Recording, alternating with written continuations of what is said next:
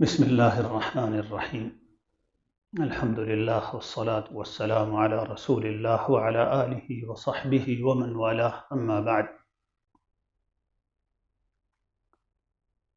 ابھی کچھ دنوں پہلے پورے ملک میں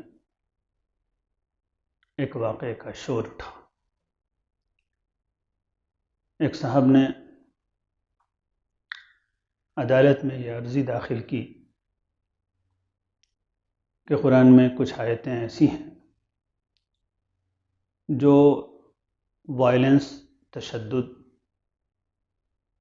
اور غیر مسلموں کو قتل کرنے اور ان سے جنگ کرنے پر ابھرتی ہیں، اور یہ آیتیں اصل میں قرآن میں نہیں تھیں۔ بعد میں اسلام کے جو شروع کے 3 خلیفہ ہوئے، حضرت ابو بکر، حضرت عمر اور حضرت عثمان رضی اللہ عنہم، انہوں نے یہ آیتیں قرآن میں بڑھا دی ہیں، اور اس کا ان صاحب نے اپنے نزدیک ایک ہسٹوریکل پرسپیکٹو، ایک تاریخی پس منظر یہ بیان کیا کہ چونکہ خلفاء کی پالیسی بہت ایکسپینشنسٹ تھی، توسیع پسندانہ تھی، وہ اسلام کو لے کر عرب سے باہر اور اپنی حکومت کو لے کر عرب سے باہر نکلے تھے، تو ان کی سیاسی اور جنگی مصلحت کا اور اسٹریٹجی کا یہ تقاضا تھا کہ ایسی چیزیں قرآن میں بڑھا دی جائیں۔ اس کے بعد انہوں نے جو آیتیں قرآن کی ذکر کی کہ یہ قرآن میں بڑھا دی گئی ہیں،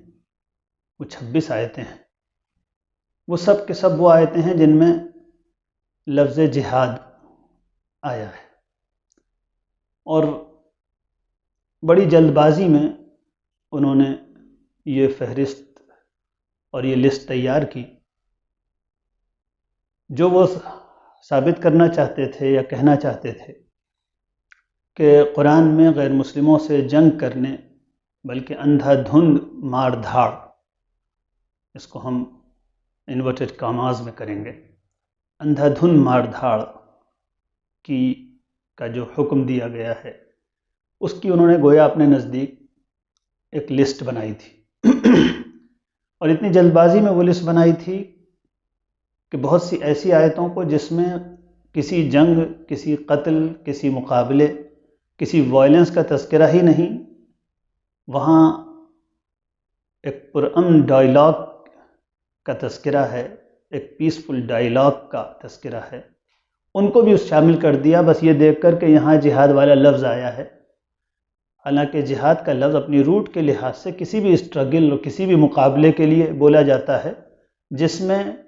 ایک پیسفل ڈائلاگ کے ذریعے مقابلہ بھی آتا ہے، اور اس جگہ قرآن نے صاف صاف ذکر کیا ہے کہ یہاں پر پیسفل ڈائلاگ مراد ہے۔ اور اس جلد بازی میں، یا کہیے قرآن نہ جاننے کی وجہ سے، ان صاحب نے ایسی بہت سی آیتوں کو چھوڑ دیا جو اگر وہ استعمال کرتے تو ان کے دھوکہ دینے میں اور ان کے اس دعوے میں کچھ شاید وہ ان آیتوں سے زیادہ مددگار ثابت ہوتی، اور ان سے پہلے وشو ہندو پریشد وغیرہ کی طرف سے اس طرح کی آیتوں پر اعتراض ہو بھی چکا ہے۔ آئیے اس وقت سب سے پہلے اس پورے مسئلے کو سمجھنے کی کوشش کرتے ہیں کہ یہ مسئلہ ہے کیا۔ قرآن میں جن آیتوں میں جہاد کا حکم دیا گیا ہے غیر مسلموں سے، سو کالڈ غیر مسلموں سے، اس لیے کہ قرآن میں کہیں بھی صرف غیر مسلم سے جنگ کرنے کا حکم نہیں دیا گیا ہے، ابھی ہم آگے ذکر کریں گے کہ وہ ان غیر مسلموں سے جنگ کرنے کا حکم دیا گیا ہے جن سے جنگ چل رہی ہے۔ تو پہلے سے پولیٹیکل اسباب کی وجہ سے، اس زمانے کی پولیٹیکل سچویشن کی وجہ سے، مسلمانوں اور غیر مسلموں کے بیچ میں اسلامک اسٹیٹ جو تھی، اس کے مدینے کی اور مکے کی اسٹیٹ کے بیچ میں جنگ چل رہی تھی، تو جنگ کے بیچ میں وہ آیتیں نازل ہوا کرتی تھیں، اور جنگ کرنے والے غیر مسلموں سے جنگ کرنے کا حکم دیا جاتا تھا۔ سارے غیر مسلموں سے جن سے جنگ نہیں چل رہی، ان سے جنگ کرنے کا حکم نہیں دیا گیا تھا، بلکہ ان کے بارے میں تو بالکل دوسری بات کہی گئی تھی۔ ابھی ہم قرآن سے ہی اس کا تذکرہ کریں گے۔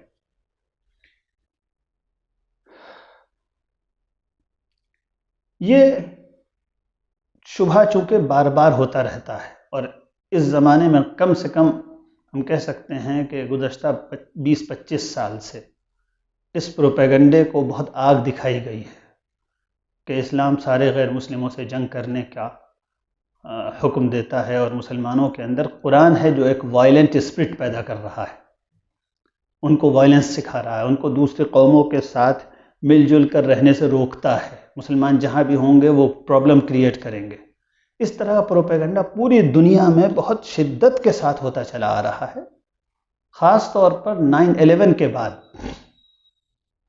جب سے امریکہ کی پالیسی بدلی دنیا کے بارے میں، اور اس نے اس کے ایڈمنسٹریشن پر ایک ہاک گروپ کا قبضہ ہوا، جو ہاکس کہلاتے ہیں امریکن نیریٹو میں، امریکن میڈیا میں ان لوگوں کو ہاکس یعنی شکرا اور باز، یعنی شکار کرنے والے، بہت ایکسٹریم قسم کے بہت جارحانہ عزائم رکھنے والے لوگ، گروپس ہیں امریکہ کے، ان کا امریکن پولیٹی پر اور سیاست پر جب سے قبضہ ہوا، جب سے اس پروپیگنڈے میں بہت زیادہ اضافہ ہوا۔ قرآن میں جہاد سے متعلق آیتیں ہیں، قرآن میں جہاد کا حکم ہے، قرآن میں جنگ کرنے کا حکم ہے۔ یہاں دو باتیں اگر سمجھ لی جائیں تو میں سمجھتا ہوں کہ ساری غلط فہمی دور ہو جائے گی۔ ساری غلط فہمی کی جڑ یہ ہے کہ جہاد کو موجودہ زمانے کی قوموں کی جنگوں کی طرح کی جنگ سمجھ لیا گیا، حالانکہ اسلام تو اس جنگ سے بالکل بری اور پاک ہے، اس کا کوئی تعلق نہیں ان جنگوں سے جو نیشن اسٹیٹس لڑتی ہیں اپنے نیشنل انٹرسٹ کے لیے۔ اسلام تو نیشنل انٹرسٹ کے لیے جنگوں کو بھی ڈیناؤنس کرتا ہے، کہتا ہے کہ یہ اس قابل نہیں ہے کہ یہ جنگیں لڑی جائیں، انسانیت کا خون اس سے زیادہ محترم ہے۔ اور یہ بات اسلام کی سچائی کی ایک دلیل ہے موجودہ دنیا میں۔ موجودہ دنیا میں جن جنگوں کو جائز جنگیں کہا جاتا ہے، اسلام کی نظر میں وہ جنگیں بھی ناجائز ہیں۔ نیشنل انٹرسٹ کے لیے جنگیں، زمین پر قبضے کے لیے جنگیں، اپنی قوم کو برتر کرنے اور اپنی قوم کا جھنڈا ساری دنیا میں پھریرا لہلانے کے لیے جنگ کرنا، یہ اسلام کی نظر میں بالکل حرام ہے، گناہ ہے، اور اللہ کے یہاں جا کر ان جنگ کرنے والوں کو اس کا حساب دینا پڑے گا۔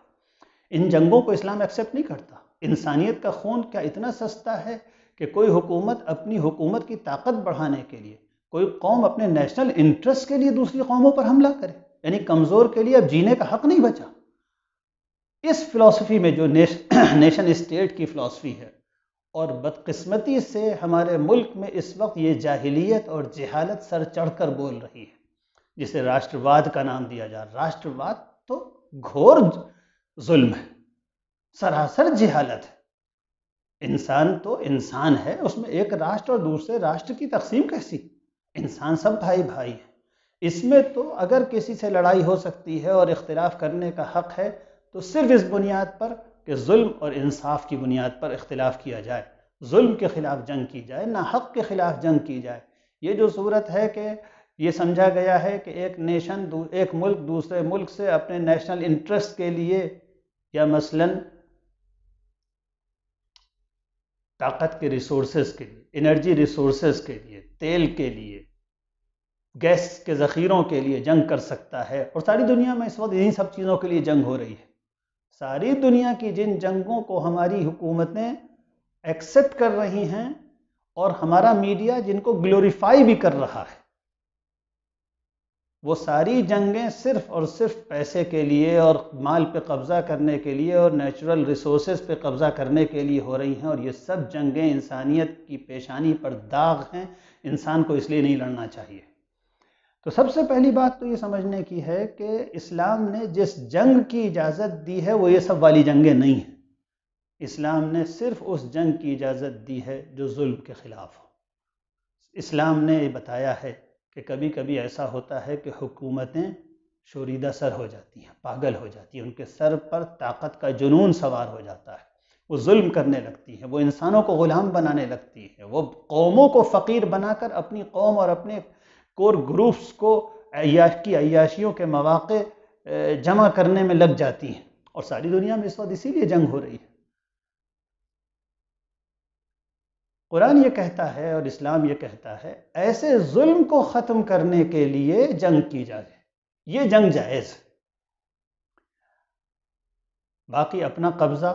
اپنی قوم کا غلبہ، اپنی قوم کا بول بالا ہونا، یہ سب جنگیں ناجائز ہیں۔ ظلم کے خلاف جنگ ناجائز ہے۔ کوئی ہم پر حملہ کر دے، قرآن نے خاص طور پر جس جنگ کی سب سے زیادہ اجازت دی ہے، بلکہ جس جنگ کا قرآن میں حکم آیا ہے،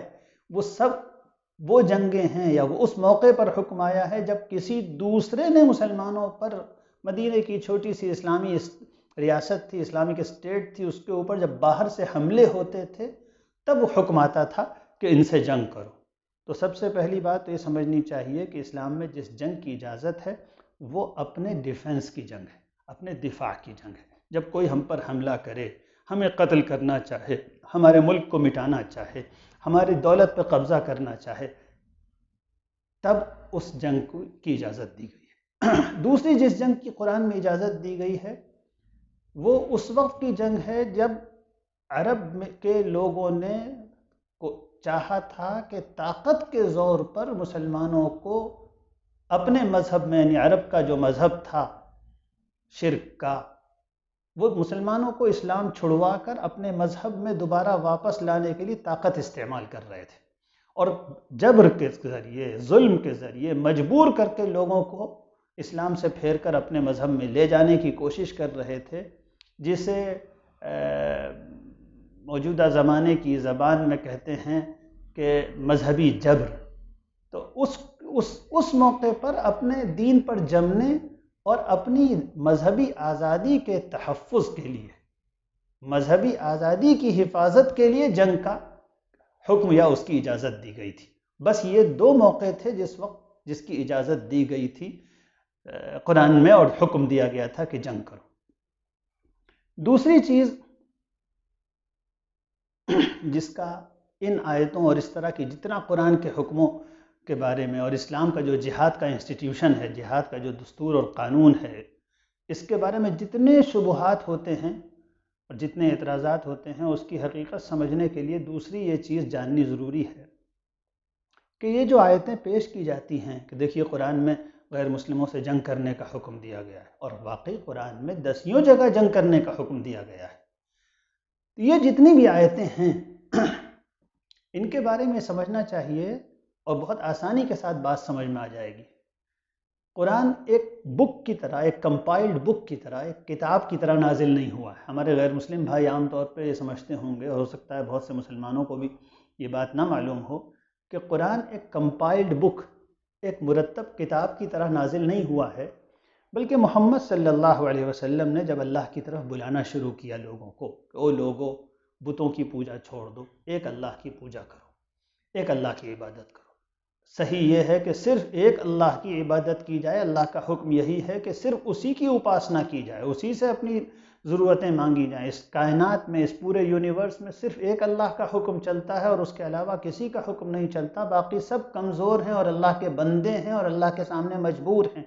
اور انسانوں کے لیے جائز نہیں کہ وہ اللہ کے علاوہ کسی اور کے سامنے اپنی جھولی پھیلائے، اور اللہ کے علاوہ کسی اور کی اپاسنا کرے، اور اللہ کے علاوہ کسی اور کے سامنے دنڈوت کرے اور اپنی پیشانی ٹیکے۔ جب حضور صلی اللہ علیہ وآلہ وسلم نے اس دین کی طرف بلایا تو عرب کے لوگ دشمن ہو گئے۔ آپ نے لوگوں کو ان تمام ظالمانہ رسموں سے جو عرب میں تھیں ان سے روکنا شروع کیا۔ آپ نے لوگوں کو عورتوں پر ظلم سے روکنا شروع کیا۔ آپ نے لوگوں سے کہا کہ شراب بری چیز ہے۔ آپ نے لوگوں کو ناجائز جنگیں کرنے سے روکا۔ آپ نے لوگوں کو دوسروں کا مال ہڑپ کرنے اور جو ظلم تھا عرب کی طاقتور قبیلوں کا دوسرے قبیلوں پر، ان سے روکا۔ جب ان سے روکا تو عرب کی پوری ایرسٹوکریسی اور جو عرب میں چھوٹی چھوٹی قبیلوں کی قبائلی اسٹیٹس تھیں، ٹرائبل اسٹیٹس تھیں، وہ سب آپ صلی اللہ علیہ وسلم کی دشمن ہو گئی۔ اور پھر مدینے کے خلاف، حضور صلی اللہ علیہ وسلم کے خلاف جنگوں کا سلسلہ شروع ہوا، اور وہ اس طرح شروع ہوا کہ آپ مکے میں تھے، اور جب مکے میں ظلم بہت ہوا اور مسلمانوں کو اپنے مذہب پر، اپنے دین پر چلنے نہیں دیا گیا، ان کو نماز سے روکا گیا، ان پر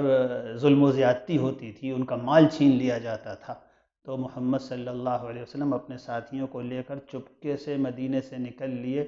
مکے سے نکل لیے، اور مدینے میں جہاں ان کے ماننے والوں کی اور ان پر ایمان لانے والوں کی ایک تھوڑی سی تعداد تھی، آپ وہاں چلے گئے ہجرت کر کے، اور وہاں جا کر آپ اطمینان سے رہنے لگے۔ اب مکے والے اور دوسری عرب کی طاقتوں نے مدینے پر حملہ شروع کیا، اور یہ قرآن میں ریکارڈ ہے، اور یہ ہسٹری میں، تاریخ میں ریکارڈ ہے، اور اس میں کوئی شبہ نہیں کہ سارے عرب کی قوموں نے، سارے عرب کے قبیلوں نے پہلے مدینے پر حملہ کیا۔ قرآن میں ریکارڈ ہے کہ وَهُمْ بَدَؤُوكُمْ أَوَّلَ مَرَّةٍ،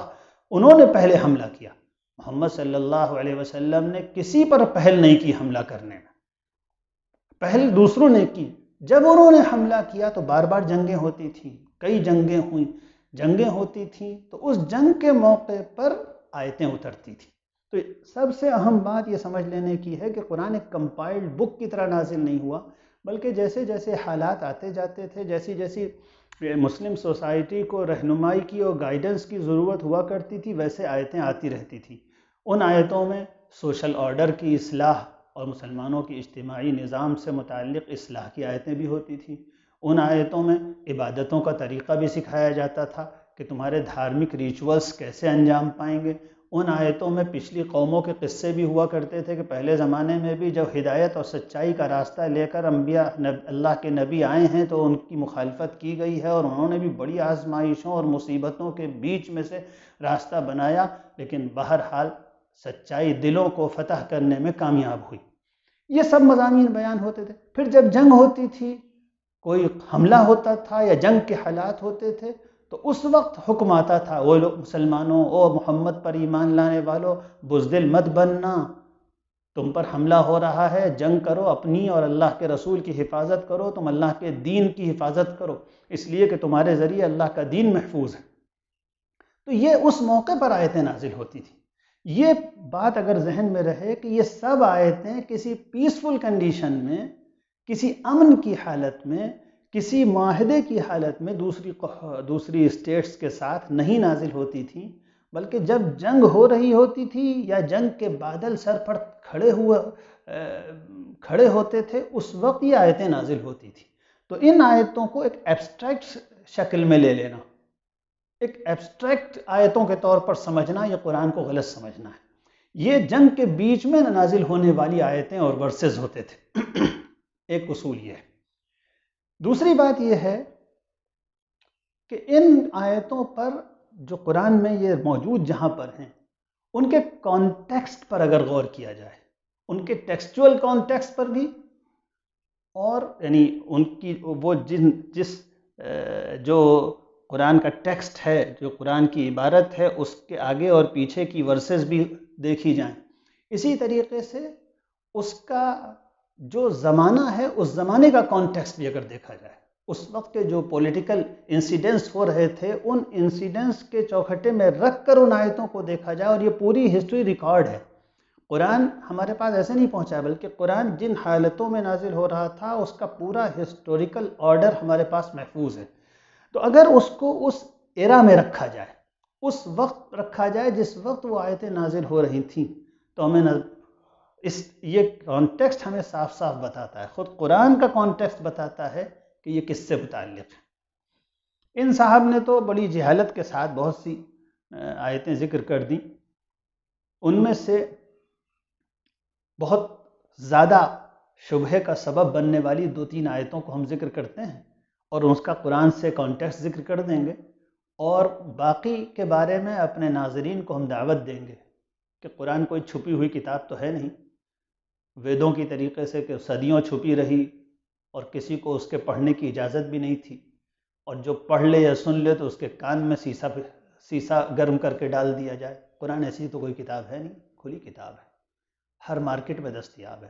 ہر آدمی کے انٹرنیٹ پہ دستیاب ہے، ہر آدمی کے موبائل فون پر موجود ہے، ہر زبان میں اس کا ٹرانسلیشن موجود ہے، اور ہماری کھلی دعوت ہے تمام غیر مسلم بھائیوں کو کہ خود پڑھ لیجئے، خود دیکھ لیجئے ان ورسز کو اور ان کے کانٹیکسٹ کو۔ آپ واقعی کہیں گے کہ اس سے زیادہ پاکیزہ اور شریفانہ جنگ کا قانون دنیا کو نہیں دیا جا سکتا، اس سے زیادہ انسانی خون کی حفاظت کا قانون دنیا کو نہیں دیا جا سکتا، آپ خود کہیں گے۔ مثلا اس سلسلے میں ایک آیت جو بہت ذکر کی جاتی ہے اور اس کو جب کانٹیکسٹ سے الگ کر دیتے ہیں تو واقعی وہ کچھ بھیانک سی لگنے بھی لگتی ہے.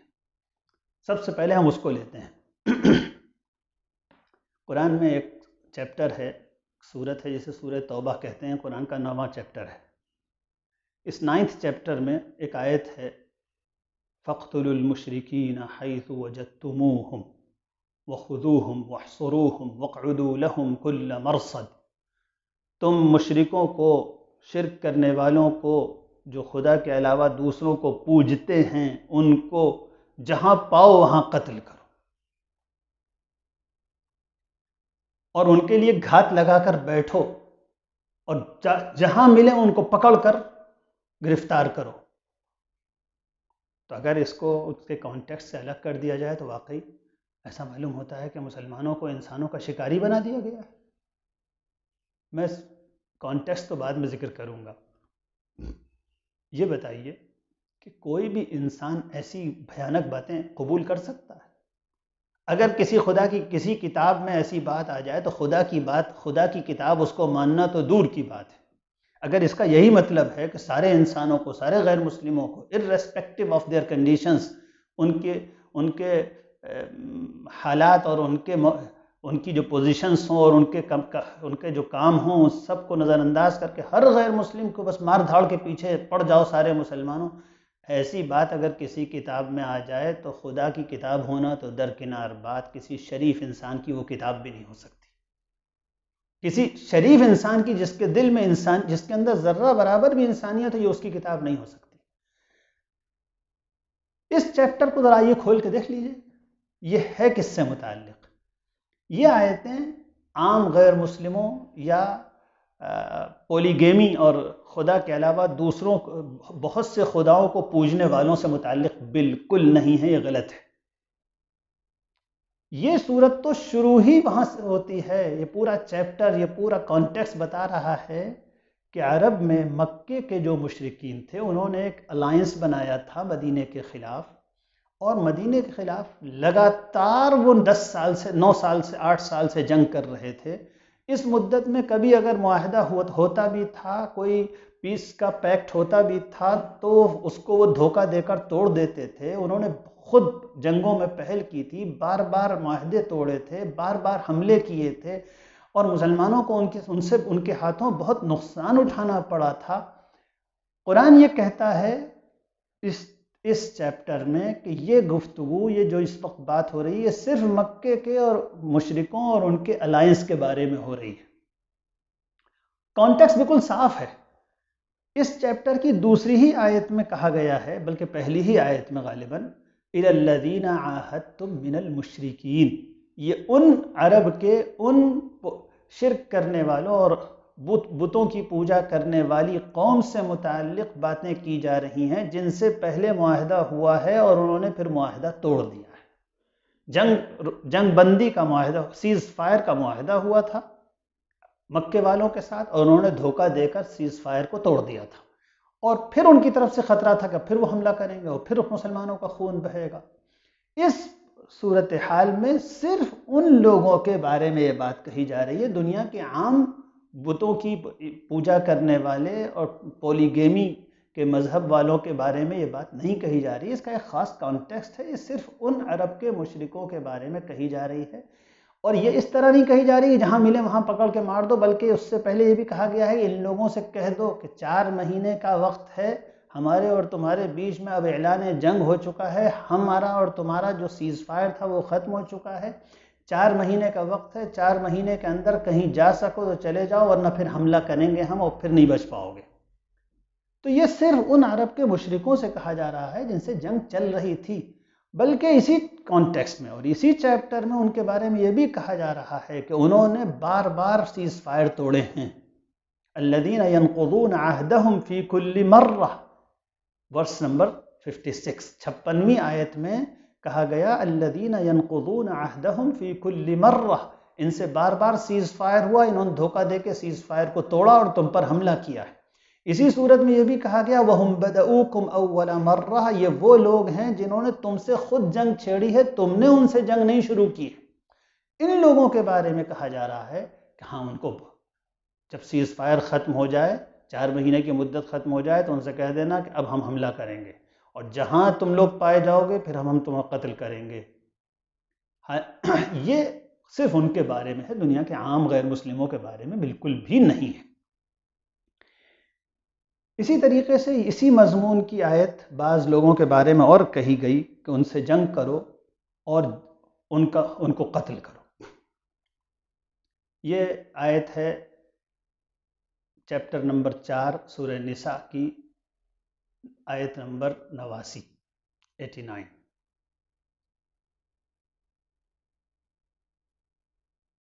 اس کا کانٹیکس بھی دیکھ لیجئے کہ کس سے متعلق ہے۔ اس کے فوراً بعد جیسے ہی کہا گیا کہ جنگ کرو اور قتل کرو، فَخُذُوهُمْ وَاقْتُلُوهُمْ حَيْثُ وَجَدتُّمُوهُمْ، اس کے فوراً بعد کہا گیا إِلَّا الَّذِينَ يَصِلُونَ إِلَىٰ قَوْمٍ بَيْنَكُمْ وَبَيْنَهُمْ مِيثَاقٌ، یہ ان لوگوں کے بارے میں کہا جا رہا ہے جن سے تمہارا کوئی معاہدہ نہیں ہے، جن سے کوئی پیس کی ٹریٹی نہیں ہے، جن ملکوں کے درمیان آپس میں سفارتی تعلقات ہوتے ہیں، جن ملکوں کے درمیان آپس میں ڈپلومیٹک رشتے ہوتے ہیں، ان کے درمیان ایک پیس کا، ایک دوسرے کے ملکوں پر قبضہ نہ کرنے کا معاہدہ ہوتا ہے۔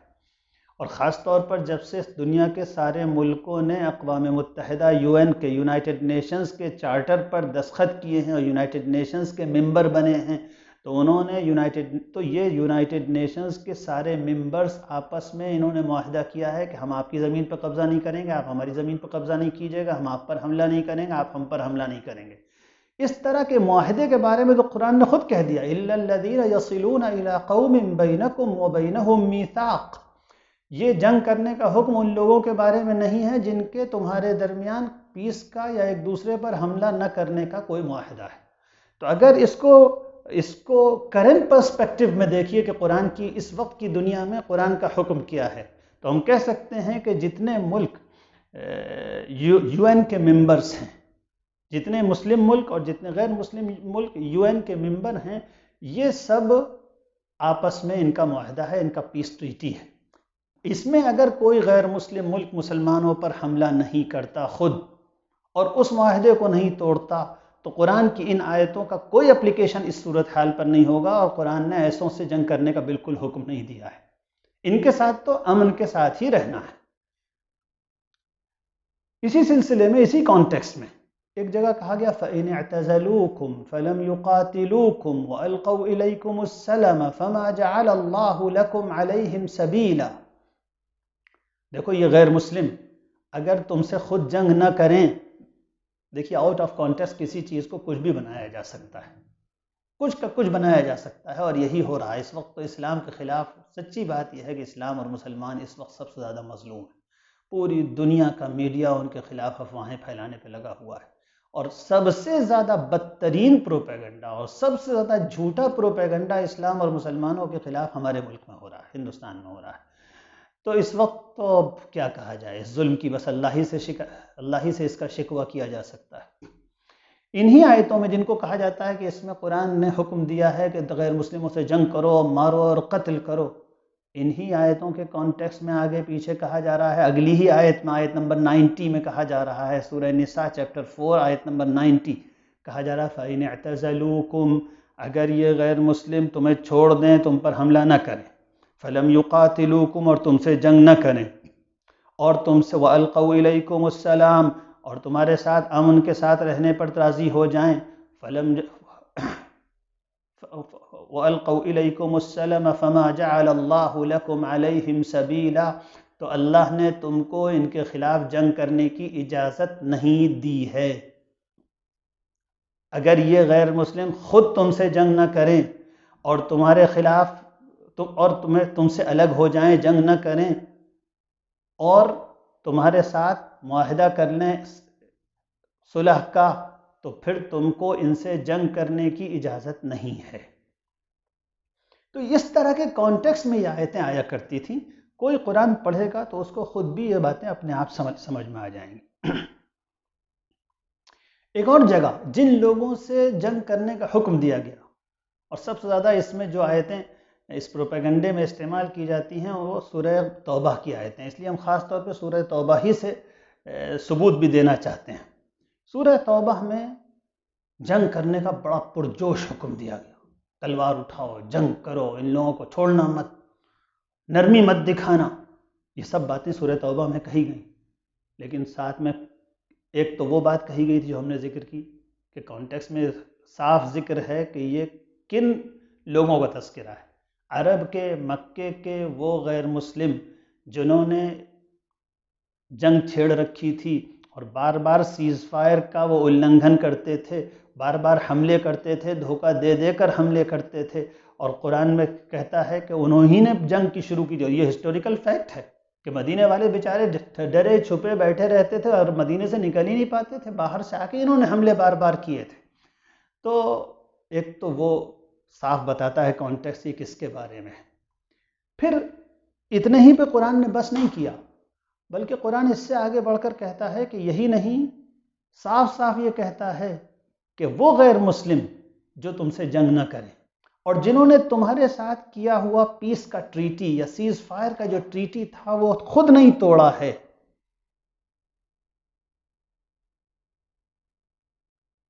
جنہوں نے خود کیا ہوا معاہدہ نہیں توڑا ہے، وہ تمہارے ساتھ امن کے ساتھ رہنا چاہتے ہیں، انہوں نے تم پر حملہ نہیں کیا ہے، وہ جنگ شروع کرنے والے نہیں ہیں، تو تم کو اجازت نہیں ہے کہ ان کا معاہدہ تم توڑو، تم اس معاہدے پر قائم رہنا۔ ارشاد ہوا إِلَّا الَّذِينَ عَاهَدتُّم مِّنَ الْمُشْرِكِينَ ثُمَّ لَمْ يَنْقُصُوكُمْ شَيْئًا وَلَمْ يُظَاهِرُوا عَلَيْكُمْ أَحَدًا فَأَتِمُّوا إِلَيْهِمْ عَهْدَهُمْ إِنَّ اللَّهَ يُحِبُّ الْمُتَّقِينَ۔ جن مشرکوں کے ساتھ، جن غیر مسلموں کے ساتھ تمہارا معاہدہ ہے، پھر انہوں نے تمہارے معاہدے کو نہیں توڑا، اور یہی نہیں کہ خود نہیں توڑا، تمہارے اوپر حملہ کرنے والی کسی طاقت کی مدد، فوجی مدد بھی نہیں کی، وہ اپنے معاہدے پہ قائم ہیں۔ فَأَتِمُّوا إِلَيْهِمْ عَهْدَهُمْ، تو جو معاہدہ ہے اس پر تم بھی پورے اترنا، تم معاہدہ مت توڑ دینا، تم امن کا معاہدہ، پیس کا جو ٹریٹی ہوا ہے اس کو مت توڑ دینا، اس پہ قائم رہنا۔ اور پھر فرمایا گیا ان اللہ یحب المتقین، اللہ ایسے لوگوں کو جو اللہ سے ڈر کر معاہدوں کی پابندی کریں، یہ سوچ کر کہ معاہدہ توڑنے سے اللہ نے منع کیا ہے، اور جو لوگ پیس کا معاہدہ کر کے، امن کا معاہدہ کر کے توڑ دیں گے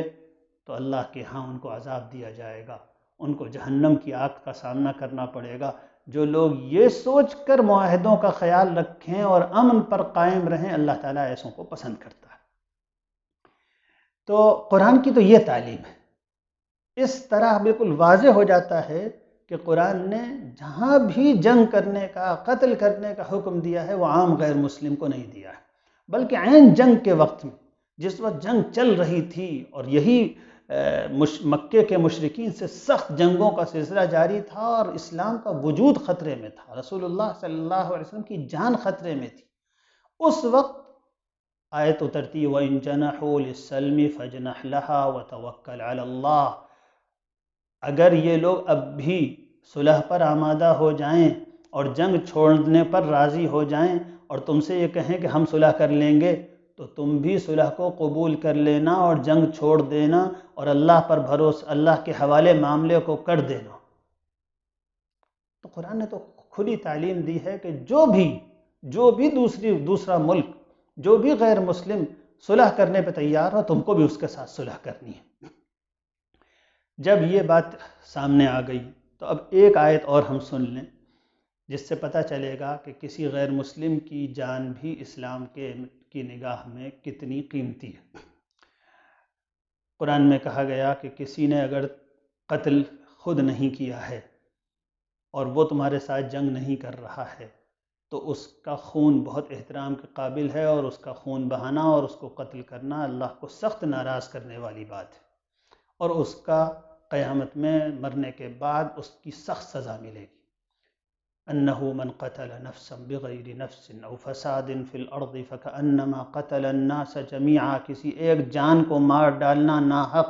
ایسے ہے جیسے ساری انسانیت کو قتل کر دیا گیا، اور اس کو ساری انسانیت کو قتل کرنے کے برابر گناہ اور عذاب ملے گا۔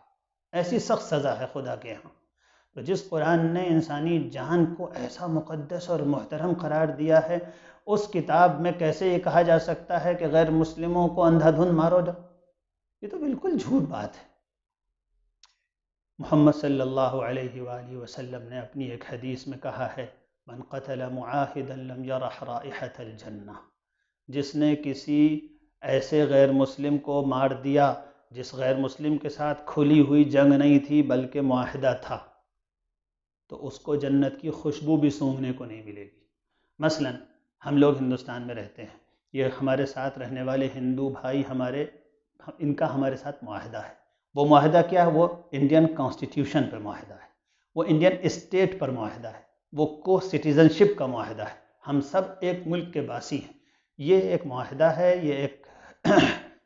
باہمی قرار ہے کہ ہم ان کو نقصان نہیں پہنچائیں گے، وہ ہمیں نقصان نہیں پہنچائیں گے۔ یہ معاہدہ ہے۔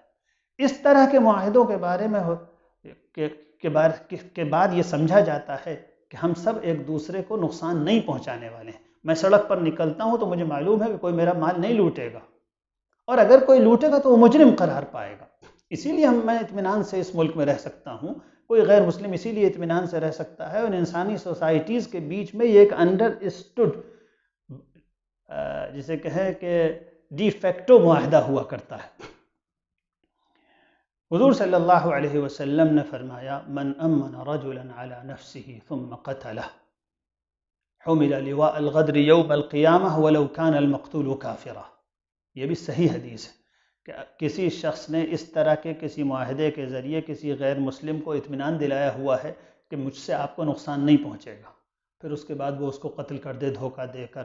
تو آپ صلی اللہ علیہ وسلم نے فرمایا قیامت کے دن جب سارے انسان اللہ کے سامنے کھڑے کیے جائیں گے تو ایسے شخص کو غدار، دھوکے باز، مکار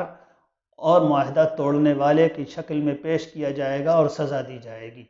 پھر آپ نے فرمایا چاہے جس کو وہ قتل کرے وہ غیر مسلم ہی کیوں نہ ہو، غیر مسلم کو بھی قتل اگر ناجائز کر دیا تو اس کی یہ سزا ہے۔ قرآن کی اور حدیث کی اور اسلام کی یہ تعلیمات ہی ہیں جن کی وجہ سے غیر مسلموں کو بھی ہمیشہ قرآن بڑی اچھی کتاب لگا ہے۔ ہمیشہ یہ تو وہ لوگ ہیں جن کے پولیٹیکل انٹرسٹ ہیں، جن کے ویسٹڈ انٹرسٹ ہیں، جو ملک کے غریبوں کو ان کے ریئل ایشوز سے غافل کر کے، غربت سے، کرپشن سے، لوٹ سے، جو برا حال ہے ہمارے ملک کا، ظلم کا، اس سے غافل کر کے لوگوں کو اپنی حکومت پر مطمئن رکھنا چاہتے ہیں، دھوکہ دینا چاہتے ہیں، ان کی آنکھوں پہ پٹی باندھنا چاہتے ہیں، ان کی اپنی پٹی کنڈیشنز اور اپنی خراب حالت کو نہ دیکھنے پائیں، اس لیے تو وہ یہ سب کرتے رہتے ہیں کہ ہر وقت دھیان، ہر وقت ہندو مسلم جھگڑے کی طرف لگا رہے، تاکہ لوگوں کو پتہ ہی نہ ہو کہ چند کاروباریوں اور پونجی پتیوں کے پاس تو روزانہ ہزاروں کروڑ کی دولت بڑھ رہی ہے اور ملک میں روزانہ کسان خودکشی کر رہے ہیں۔ یہ ہے سارا۔ جب تک جہاد کی آیتوں وغیرہ کو سمجھنے کے لیے یہ بھی ضروری ہے کہ اس وقت کیا صورتحال ہے، اس کو آپ سمجھیے۔ یہ اعتراضات کیوں کیے جا رہے ہیں، کن کے انٹرسٹ ہیں، یہ کس کو دھوکہ دیا جا رہا ہے، یہ پبلک کو کن ایشوز سے غافل رکھنے کے لیے باتیں کی جا رہی ہیں۔ جس ملک میں روزانہ 100 سے اوپر خودکشیاں ہو رہی ہیں،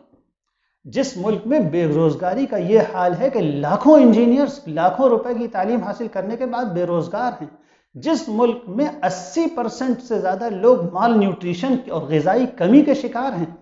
جس ملک کی غربت کا یہ حال ہے کہ دنیا میں خوشی، ابھی ایک بالکل لیٹسٹ سروے آیا ہے کہ دنیا میں 149 ملک 149 ملکوں میں باٹم سے 10th درجہ ہے ہندوستان کا ملک، لوگ انسانوں کے خوش رہنے میں، یعنی 139 نمبر ہے۔ 138 ملکوں کے بعد ہمارا مقام ہے جہاں لوگ خوش ہیں، اور آپ کو حیرت ہوگی ہم سے بہت زیادہ خوش افغانستان والے بتائے گئے ہیں اس میں، جہاں اتنی جنگیں ہو رہی ہیں۔ جس ملک کا یہ حال ہے، بھوک مری عام ہے، لوگوں کو علاج دستیاب نہیں ہے، آپ دیکھیے کیا ہو رہا ہے مریضوں کے ساتھ۔ ان ریئل ایشوز سے غافل رکھنے کے لیے یہ سب پھلجھڑیاں مسلسل چھوڑی جاتی ہے، روزانہ ہندو مسلم کا مسئلہ چل رہا ہے۔ اس سب کو چھوڑ کر جن لوگوں نے واقعی قرآن کو پڑھا ہے، وہ قرآن کے قائل ہوئے بغیر رہ نہیں سکے۔ سارے غیر مسلم، جتنے انصاف پسند غیر مسلم، بڑے بڑے اس میں اسکالرز گزرے ہیں۔ مثلا ہندوستان کے ہندوستان کا top class scholar Sarojini Naidu, جس کی اسکالرشپ اور پوری دنیا لوہا مانتی ہے، امریکہ اور یورپ میں جس کو پڑھا جاتا رہا ہے، سروجنی نائیڈو نے لکھا ہے کہ قرآن غیر مسلموں سے بے تعصبی سکھاتا ہے، مسلمانوں کو سکھاتا ہے کہ وہ غیر مسلموں کے سلسلے میں بھی کسی باعث کے شکار نہ ہوں، کسی تعصب اور نفرت کے شکار نہ ہوں، یہ قرآن سکھاتا ہے، سروجنی نائیڈو نے کہا ہے۔ اور کیوں نہ ہو یہ بات، قرآن نے تو ان غیر مسلموں کے بارے میں جن غیر مسلموں نے جنگ کی تھی، اور کیسی جنگ کی تھی اس کا تذکرہ ابھی ہم نے کیا، اور جن غیر مسلموں نے مدینے کے مسلمانوں کو ان کی مقدس پوتر دھارمک جگہ کعبے کے پاس جانے سے روکا تھا اور مکے سے باہر سے ہی واپس کر دیا تھا، قرآن نے ان غیر مسلموں کے بارے میں بھی مسلمانوں سے یہ کہا کہ دیکھو ان کی دشمنی میں ان کے ساتھ ناانصافی مت کر دینا۔ وَلَا يَجْرِمَنَّكُمْ شَنَآنُ قَوْمٍ أَن صَدُّوكُمْ عَنِ الْمَسْجِدِ الْحَرَامِ أَن تَعْتَدُوا وَتَعَاوَنُوا عَلَى الْبِرِّ وَالتَّقْوَى، جن لوگوں نے تم کو کعبے کے پاس اور مکے کے پوتر استھل کے پاس جانے سے روکا ہے اور تمہارے خلاف 10 سال سے وہ جنگیں کر رہے ہیں، 8 سال سے وہ جنگ کر رہے ہیں، ان لوگوں کے بارے میں بھی تم سے کوئی ناانصافی نہیں ہونی چاہیے، تمہیں ان کے ساتھ بھی انصاف ہی کرنا ہے، بلکہ اگر کوئی کسی اچھے کام کے سلسلے میں ان کے ساتھ کوآپریشن ممکن ہو تو ایسے دشمنوں کے ساتھ بھی نوبل کاز میں اچھے کاموں کے سلسلے میں کوآپریشن ہونا چاہیے، یہ قرآن کہہ رہا ہے۔ ہندوستان میں سب سے بڑے جو گاندھی وادی ایک بہت اسپریچول لیڈر گزرے ہیں، ونوبا بھاوے، انہوں نے تو قرآن کا ایک ایسنس لکھا ہے، قرآن کا اختصار، قرآن کا ایک خلاصہ لکھا ہے، ایک چھوٹی سی کتاب لکھی ہے، دی ایسنس آف قرآن، موجود ہے مارکیٹ، کوئی پڑھے۔ ونوبا بھاوے جس قرآن سے اتنے متاثر ہوتے ہیں کہ وہ اس کا ایسنس اور اس کی روح اور اس کا خلاصہ انگلش میں لکھتے ہیں، اور بھی نہ جانے کتنے غیر مسلموں نے قرآن پڑھنے کے بعد محسوس کیا کہ یہ کتاب اس قابل ہے کہ اس کا ترجمہ کیا جائے، انہوں نے ترجمہ کیا۔ اور ایسے غیر مسلم جنہوں نے قرآن کا ترجمہ پڑھ کر ان کو ایسی پیاری کتاب لگی کہ وہ اپنے آپ کو روک نہیں پائے اور مسلمان ہو گئے، ایسوں کی تعداد تو ہزاروں نہیں لاکھوں میں ہے۔ میں اپنے غیر مسلم بھائیوں سے خاص طور پر کہتا ہوں کہ یہ موقع اچھا ہے، آپ کو بھی کنسرن ہے، آپ کو بھی فکر ہے کہ قرآن میں کیا باتیں ہیں، آئیے، قرآن ہر جگہ موجود ہے، آن لائن بھی موجود ہے، آپ سافٹ کاپی حاصل کر سکتے ہیں، سافٹ کاپی حاصل کیجئے، ہندی میں، انگلش میں، کسی بھی زبان میں قرآن کا ٹرانسلیشن لیجئے، اس کو پڑھیے۔ 9/11 کے بعد امریکہ میں اسی طرح کا پروپیگنڈا ہوا قرآن کے خلاف جیسا ہمارے ملک میں ہو رہا ہے۔ کچھ لابیز ہیں ہر جگہ بدماش قسم کی جو انسانوں کو الجھائے رکھنا چاہتی ہیں، تو 9/11 کا جو ایک مسٹیریس واقعہ ہوا، پتہ نہیں کس نے کیا، کیسے ہوا، آج تک اس کا کچھ پتہ تو چلا نہیں ہے، میڈیا ہی ہم سے بتاتا رہتا ہے کہ فلاں نے کیا، فلاں نے کیا۔ تو جب وہ واقعہ ہوا تو بہت زبردست پروپیگنڈا قرآن کے خلاف ہوا، اسلام کے خلاف ہوا۔ لیکن عجیب بات، امریکن قوم ہمارے یہاں کے لوگوں کے مقابلے میں زیادہ پڑھے لکھے بھی ہیں اور زیادہ سمجھدار بھی ہیں۔ ان میں کیوریاسٹی پیدا ہوئی کہ جس قرآن کے خلاف اتنا پروپیگنڈا ہو رہا ہے اس کو خود پڑھنا چاہیے۔ تو ایسی زبردست ڈیمانڈ قرآن کی بڑھی کہ وہاں کی بک شاپس پر قرآن ملتا ہی نہیں تھا، مہینوں وہاں سے ہم لوگوں کے پاس فون آیا کرتے تھے کہ یہاں قرآن کی کاپیز ہی نہیں مل رہی ہیں، انگلش ورژن، قرآن کا انگلش نسخہ وہاں ملتا ہی نہیں تھا، بہت مشکل ہو گئی، بڑی جلدی کسی طریقے سے نئے ایڈیشنز چھاپے گئے اور مارکیٹ کی ڈیمانڈ پوری کی گئی، اور بلا مبالغہ لاکھوں لوگوں نے، یہ اس میں کوئی ایگزیجریشن نہیں ہے، لاکھوں لوگوں نے اس وقت قرآن پڑھا، اور بلا مبالغہ ہزاروں لوگوں نے اس وقت قرآن پڑھ کے ان کی آنکھیں کھلی رہ گئیں، ارے ہمیں بتایا کیا جاتا ہے اور قرآن میں ہے کیا؟ قرآن میں امن ہے، قرآن میں محبت ہے، قرآن میں ایک خدا کی اپاسنا اور سارے خداؤں سے اپنا اپنا تعلق توڑ لینے کی دعوت ہے، قرآن سچائی کی دعوت دیتا ہے، قرآن محبت کی دعوت دیتا ہے، قرآن انسانی روح اور اس کے دلوں کے بند رازوں کو کھولتا ہے، قرآن اس زندگی کو ایک میننگ فل لائف کیسے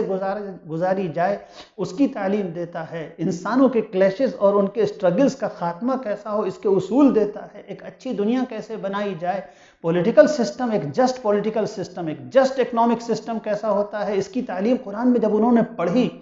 تو ان کی آنکھیں کھلی رہ گئیں اور ہزار لوگوں نے اسلام قبول کیا۔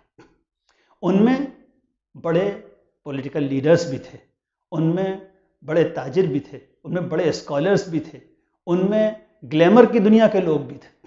مجھے یاد ہے اچھی طرح، میں نے اسی زمانے میں قصہ پڑھا تھا، ایک رائٹ اپ پڑھا تھا، ایک بہت مشہور امریکن ہالی ووڈ کی ایکٹریس تھی سارا باکر، اس نے اسی دور میں قرآن خرید کے اسلام قبول کیا، قرآن خریدا، پڑھا، اس کو نظر آیا کہ میرے اندر جو پیاس ہے، میرے اندر جو بے چینی ہے، اس کا علاج اسلام میں ہے۔ سارا باکر نے اسلام قبول کیا اور اس نے اپنی پوری کہانی کہ میں کیسی تھی، کیا کرتی تھی، میرے اندر کون سی بے چینی کی آگ لگی ہوئی تھی، میں کتنی پریشان تھی، میں کتنی ڈپریشن میں تھی، مجھے کتنا سائیکیٹرک ڈاکٹر کو کنسلٹ کرنا پڑتا تھا، میری دنیا سب کچھ ہونے کے بعد کیسا اس میں ویکیوم تھا۔ اس کے بعد 9/11 کا حملہ ہوا، پھر مجھے کیوریاسٹی ہوئی کہ جس قرآن کو اتنا بدنام کیا جا رہا ہے وہ ہے کیا، میں نے ایک بک شاپ سے وہ قرآن خریدا، میں نے پڑھنا شروع کیا، تو میری تو آنکھیں کھلی کی کھلی رہ گئیں۔ ارے اب مجھے پتا چلا کہ میں کس دنیا میں کھوئی ہوئی تھی، حقیقی زندگی کیا ہے، سچائی کا راستہ کیا ہے۔ پھر میں نے اسلام قبول کیا اور اسلام قبول کرنے کے بعد میں ایک پریکٹسنگ مسلم بنی، میں نے پوری شریعت پر نماز روزہ، پوری شریعت پر عمل کرنا شروع کیا۔ سارا باکر نے اپنا قرآن کا پڑھنے کا اور اسلام قبول کرنے کی پوری داستان اپنے ایک آرٹیکل میں لکھی ہے، وہ آن لائن مل بھی سکتی ہے، کوئی سارا باکر کے نام سے ڈھونڈنا چاہے تو آن لائن مل جائے گی۔ میں نے اسی وقت اس کا انگلش سے اردو میں ترجمہ بھی کیا تھا، جو کئی اخبارات میں شائع بھی ہوا، تاکہ لوگ اگر ڈھونڈنا چاہیں انٹرنیٹ پہ تو ان کو آسانی ہو۔ میں